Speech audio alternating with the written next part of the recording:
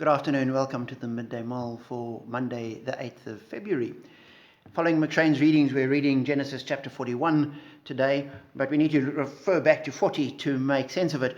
In chapter 40, Joseph is in prison, and the kings, the pharaohs, baker and cupbearer are there. They both have a dream. He interprets them and says to the cupbearer, "Your dream is that in 3 days Pharaoh will restore you to service." And then he says to the cupbearer, "But when all goes well with you, remember me and show me kindness. Mention me to Pharaoh and get me out of this prison."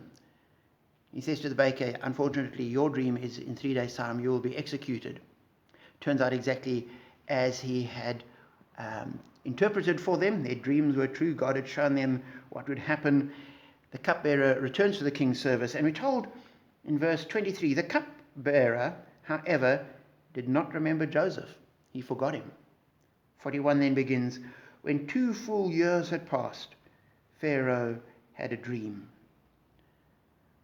And I was just struck by 2 full years. A lot happens in 2 years. And I'm casting my mind back. Where was I 2 years ago? What all has happened in the intervening 2 years? And certainly this last year has been a mind bender of a year with all that has happened and what we've been through and the experiences we've had. But in any kind of life, 2 years is a long time. A lot happens. And one thinks of poor Joseph sitting in prison. And the cupbearer goes off and he maybe hears a rumor. Yes, the cupbearer's gone back into the king's service. And he waits, maybe tomorrow. Or maybe it's tomorrow. And another day. And the days become weeks. And the weeks become months. And the months become years. And nothing happens. And yet God is still working. He hasn't been forgotten by God, even though the cupbearer has forgotten him.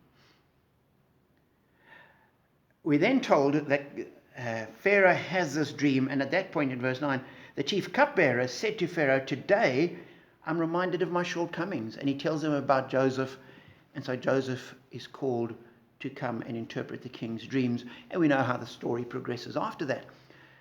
A number of things. The one is, I'm so often like the cupbearer, that I intend to do things and I have wonderful intentions and plans and just don't get around to them. And next thing, they get pushed to sort of the less important, down the list of to do until they're eventually buried in this whole mass of other things, and one forgets about them. And so maybe we need to jog our minds and get onto some of those things which we've been forgetting about. The second thing is, as God's plan works out, 2 years is a long time, but it was right. It was the right time. Because if Joseph had been released at that point, if as the cupbearer had gone into the king's service, he said, "Oh, and there's this Hebrew slave, please let him go." Pharaoh said, "Oh, I'm feeling generous, let him out." When Pharaoh had his dreams 2 years later, how would it have played out? Would the cupbearer have said, "I remember that, Joseph," or would he have forgotten? We can't tell.